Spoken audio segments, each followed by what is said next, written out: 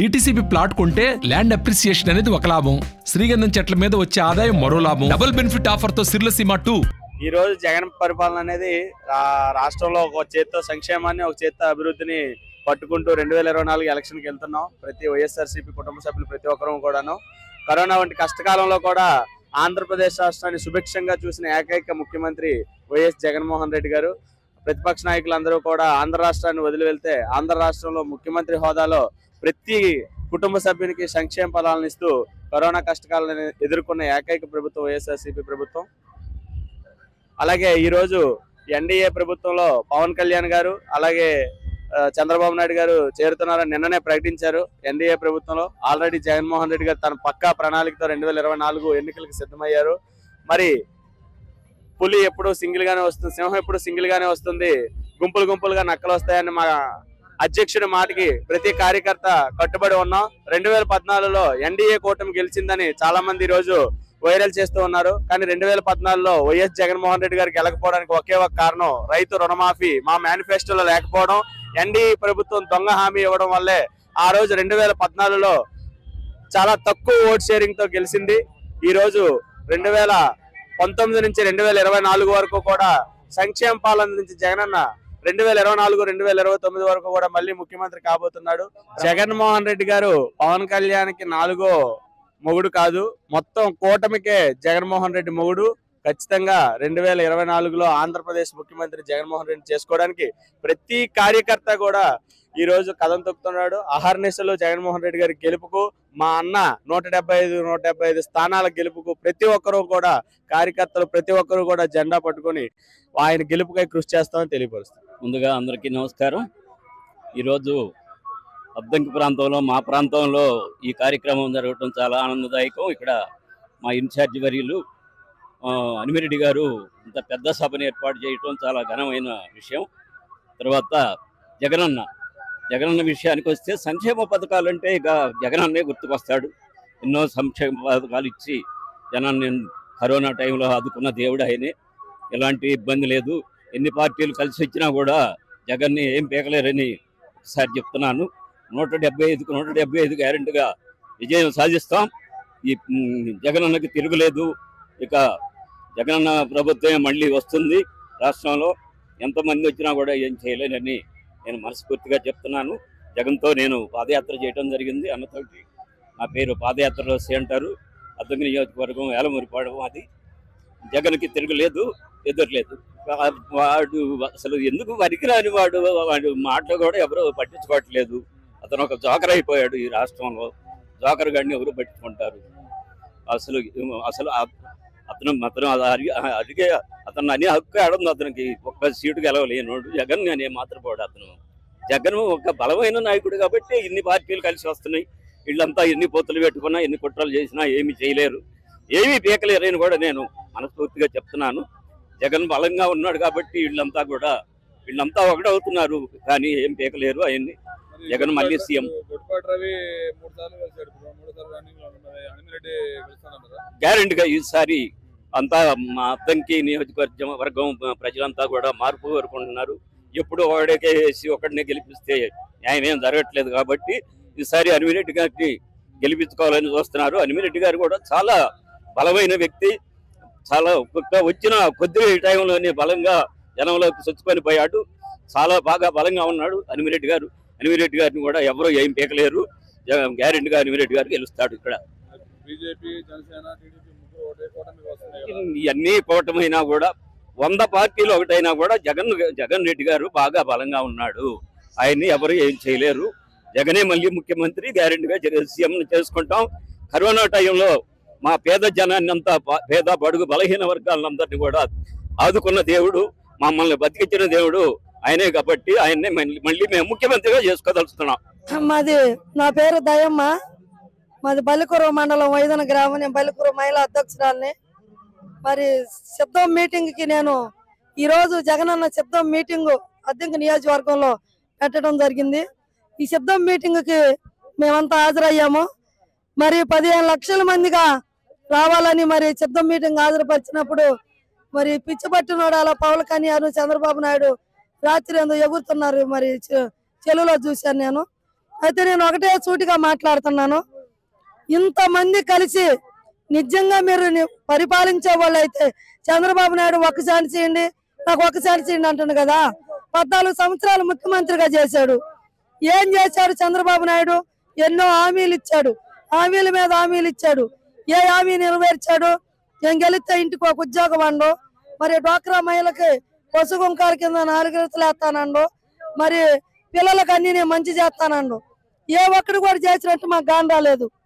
ఎందుకంటే చంద్రబాబు నాయుడుకి అబద్ధాలు చెప్పి గెలవటం తెలుసు, కానీ గెలిచిన తర్వాత ప్రజలకి పనిచేయటం తెలవదు. చంద్రబాబు నాయుడు ఒకటి అంటున్నాడు, లేబర్లో పుట్టాలని ఎవరైనా అనుకుంటారా అంటే తక్కువ జాతి వాళ్ళని అంత సులకనా? లేబర్ అంటే ఏంటి, మనుషులు కదా? లేబర్కి మనుషులుగా కనిపించట్లేదా చంద్రబాబు నాయుడుకి? లేబర్ అంటే ఏంది? ఎవరు లేబరే? చంద్రబాబు నాయుడు లేబరా? లేబర్ అంటే అసలు ఎవరు? మనుషులే కదా, అందరు మనుషులు. చంద్రబాబు నాయుడుకు బుద్ధి చెప్తాం మేము. దేనికంటే నిజంగా ఎస్సీ బీసీ మైనారిటీ వాళ్ళు ఎవరైనా సరే ఓటు టీడీపీకి అయ్యకూడదు. ఎందుకు అయ్యకూడదు అంటే ఎస్సీలు ఎస్టీలు అంటే ఆయనకు సొలకను కదా. ఓసారి సభలో మాట్లాడిండు, కోడలు అంటానంటే కొడుకు నచ్చొద్దు అంటదా అని. అంటే ఎంత లేడీస్ అంటే ఎంత తేలికో ఎంత సులకనో చంద్రబాబు నాయుడు ఉన్నప్పుడు. మరి బాలికల మీద ఎన్నో హత్యలు జరిగినాయి.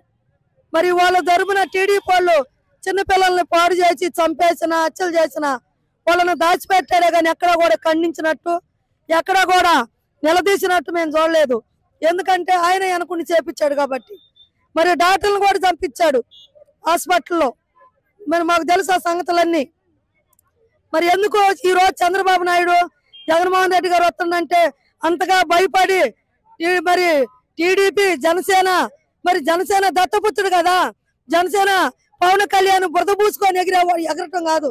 రాజకీయం అంటే ఒక రంగం, రాజకీయం అంటే ఒక యుద్ధం, రాజకీయం అంటే ఒక బలము, రాజకీయం అంటే ఒక ఆశ్రయము.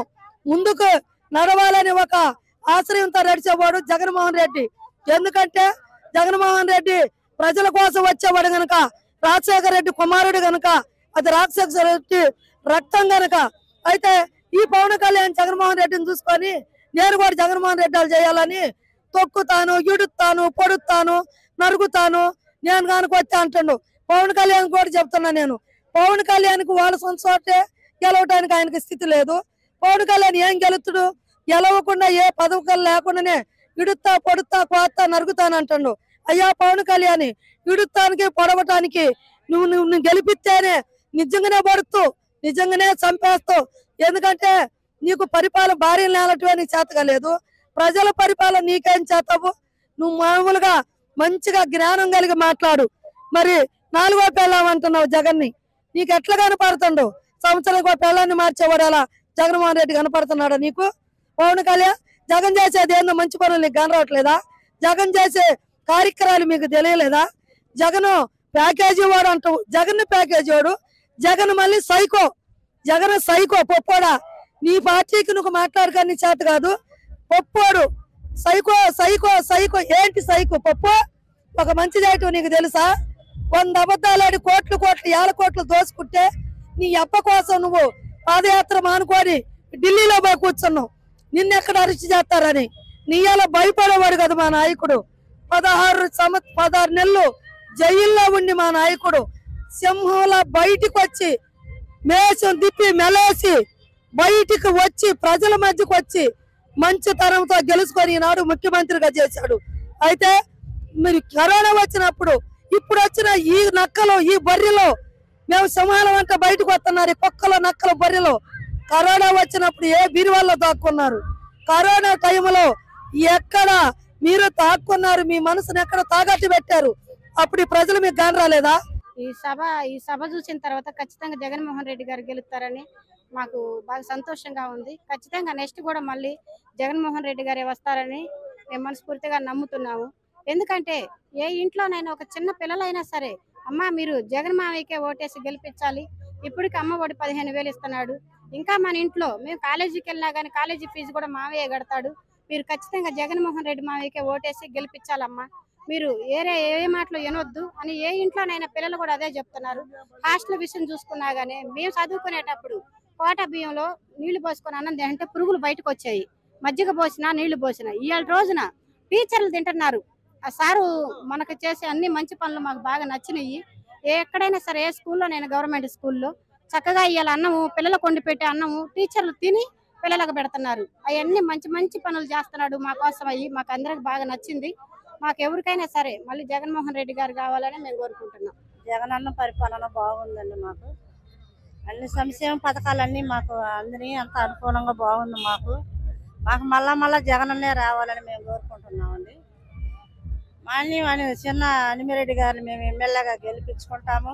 జగన్మోహన్ రెడ్డి గారిని మేము సీఎంగా చూస్తాము. దానికి తిరుగులేదు. జనంలో కూడా మార్పు వచ్చింది.